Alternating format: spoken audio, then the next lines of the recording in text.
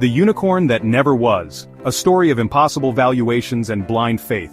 In the world of tech startups, billion-dollar valuations are rare. Achieving this mythical unicorn status usually takes years of hard work, innovation, and a healthy dose of luck. But in the heart of Silicon Valley, a company called Voltrex Technologies seemed to defy all odds. It skyrocketed to a $2 billion valuation in just 2 years. The problem? Voltrex Technologies was nothing more than an elaborate illusion. There were no groundbreaking technologies, no revolutionary products. There was just one man, Daniel Rothman, and a carefully constructed web of lies. This is the story of how Rothman's audacious scheme fooled seasoned investors, captivated Wall Street, and ultimately unraveled in a spectacular collapse. The rise and fall of Voltrex serve as a cautionary tale, a stark reminder of the fragility of trust and the seductive power of a well-told story. The enigmatic Daniel Rothman, architect of an elaborate illusion.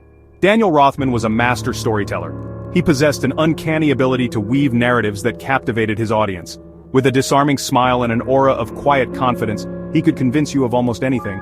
He spoke of revolutionary technologies and a future powered by his company's inventions. But beneath the polished veneer lay a calculated mind, one that understood the mechanics of persuasion and the vulnerabilities of human desire. Rothman wasn't a tech genius, he was a con man of extraordinary talent. Born and raised in the Midwest, Rothman's early life offered no hint of the audacious path he would later choose. He excelled in school, displaying a sharp intellect and a knack for problem-solving. After graduating from a state university with a degree in business, he embarked on a career in finance, climbing the corporate ladder with impressive speed. Building Voltrex smoke mirrors and promises of a battery revolution. Voltrex Technologies emerged from stealth mode with a bold claim. They were on the verge of revolutionizing energy storage. Rothman, the company's enigmatic founder and CEO, spoke in grandiose terms about a future powered by Voltrex's breakthrough battery technology. He painted a picture of a world freed from the constraints of fossil fuels, where electric cars could travel thousands of miles on a single charge and homes could store enough solar energy to power themselves for days. The media, hungry for the next big thing, lapped it up. Articles heralded Voltrex as the future of energy, a company poised to disrupt the industry and change the world. But behind the slick marketing and carefully crafted press releases, Voltrex was nothing more than a facade. The company's headquarters, a gleaming office space in Silicon Valley, were sparsely furnished and mostly unoccupied. The supposed team of brilliant engineers and scientists working tirelessly to develop the revolutionary battery technology existed only in Rothman's fabricated narratives. The company website, a masterpiece of digital deception, showcased sleek prototypes and impressive technical specifications, all of it fabricated. Section 4. The art of the con: how Rothman lured investors into his web. Daniel Rothman was a salesman par excellence. He possessed that rare combination of charisma, confidence, and technical jargon that could make even the most dubious claims sound plausible. His presentations were captivating performances filled with charts, graphs, and projections that promised astronomical returns. He spoke of disrupting multi-billion-dollar industries and creating a cleaner, brighter future, all while subtly appealing to investors' greed and fear of missing out. Rothman understood that investors, especially in the tech sector, were often driven by emotion as much as logic. They were looking for the next big thing, the next Google or Amazon, and were willing to overlook certain red flags in pursuit of those outsized returns. He targeted venture capitalists and angel investors known for their appetite for risk and their willingness to bet on unproven companies. He cultivated an air of exclusivity, making it seem like an honor to be invited to invest in Voltrex. Rothman excelled at creating a sense of urgency, pressuring investors to make quick decisions lest they miss out on a once-in-a-generation opportunity.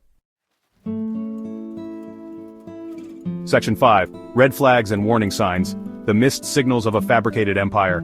Looking back, the red flags surrounding Voltrex and Daniel Rothman were numerous and glaring. For one, the company operated in almost complete secrecy. There were no peer-reviewed studies, no independent verification of their technology, and a noticeable lack of engagement with the scientific community. Rothman claimed that this was to protect his intellectual property, but it also served as a convenient shield to deflect scrutiny. Furthermore, despite claiming to be on the verge of revolutionizing battery technology, Voltrex had no patents to its name. Rothman's explanation was that the patent process was too slow and cumbersome for a company moving as fast as Voltrex. However, this was a major anomaly in the tech world, especially for a company claiming to possess such groundbreaking technology. The company's supposed team of scientists and engineers, often touted in press releases and on their website, remained elusive. Requests for interviews or background checks were met with vague responses and delays. Section 6. The House of Cards crumbles. The unraveling of Voltrex and Rothman's disappearance.